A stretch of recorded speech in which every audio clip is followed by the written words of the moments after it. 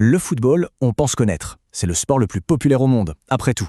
Mais ce qu'on sait moins, c'est qu'une véritable révolution technologique s'est opérée en silence. Derrière chaque match, il y a des dizaines de caméras, des capteurs sur les joueurs et même dans le ballon. Et tout ça, ça change complètement la façon dont le jeu est joué, arbitré et même pensé. Allez, on regarde ça de plus près. Pour bien comprendre l'enjeu, il faut avoir une idée de l'échelle. 3,5 milliards de personnes. C'est le nombre de gens qui ont regardé la Coupe du Monde 2018. C'est vertigineux.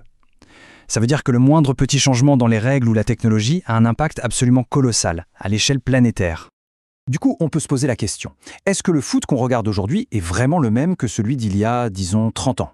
Les bases sont les mêmes, bien sûr, mais sous la surface, le jeu a été complètement bouleversé. Pour décortiquer tout ça, on va explorer 3 grands axes. D'abord, on va voir comment de simples changements de règles ont redéfini les stratégies. Ensuite, on parlera de la technologie sur le terrain et pour les joueurs. Et enfin, on plongera dans le monde de l'arbitrage à l'ère du numérique. Alors, commençons par ce qui est le moins visible. Pas de gadget ici, non, juste des ajustements dans le règlement. Des petits changements qui, l'air de rien, ont eu des conséquences tactiques énormes. Prenez la règle de la passe en retrait. Avant, c'était simple. Un défenseur sous pression passait le ballon à son gardien, qui le prenait tranquillement à la main. Hop, on calmait le jeu. Aujourd'hui, c'est interdit. Le gardien doit jouer au pied, comme n'importe quel autre joueur. Et rien que ça a tout changé. Ça a forcé les gardiens à devenir bien meilleurs techniquement, ça a rendu le jeu beaucoup plus rapide, et ça met une pression dingue sur les défenses.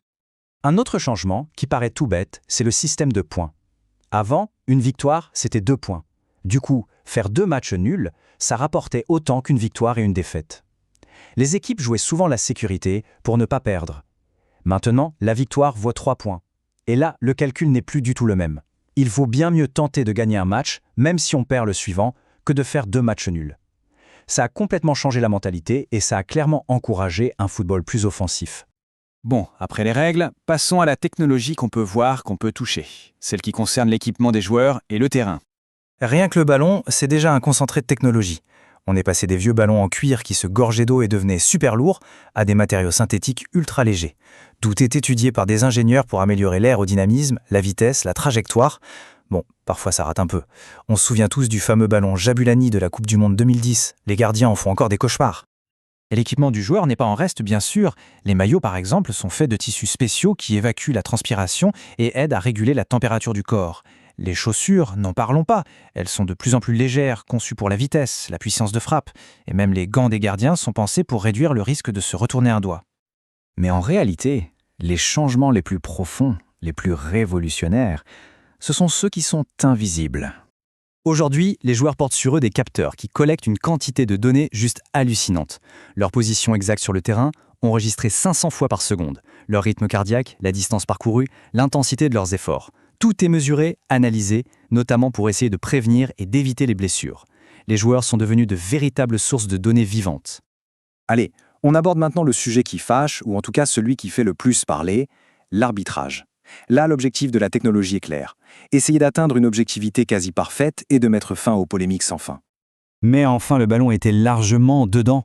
Cette phrase, on l'a tous criée un jour ou l'autre devant un match. L'exemple qui a tout fait basculer, c'est ce but refusé à l'Angleterre contre l'Allemagne à la Coupe du Monde 2010. Le ballon avait franchi la ligne d'un bon mètre. Tout le monde l'avait vu, sauf le corps arbitral. C'est cette erreur monumentale qui a servi de détonateur pour l'arrivée de la fameuse goal line technology. Mais le vrai casse-tête pour un arbitre, le défi ultime, ça reste le hors-jeu. Une décision qui se joue parfois à quelques millimètres, à une fraction de seconde, c'est tout simplement impossible pour un œil humain, même le plus entraîné, de juger avec une certitude absolue. Et pour régler ce problème, la nouvelle technologie de hors-jeu suit un nombre de points assez fou sur le corps de chaque joueur. 29. 29 points de données rien que pour savoir si un joueur est hors-jeu ou pas. C'est de la folie. Ce système s'appelle la technologie de hors-jeu semi-automatisé, ou SAOT. En gros, des caméras et une intelligence artificielle suivent ces 29 points sur chaque joueur des centaines de fois par seconde.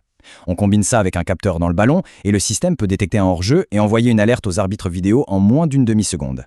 On l'a vu à l'œuvre dès le match d'ouverture au Qatar avec ce but de l'Équateur annulé pour un hors-jeu millimétrique, totalement invisible à l'œil nu. La transformation est déjà incroyable, on vient de le voir, mais on sent bien que ce n'est que le début.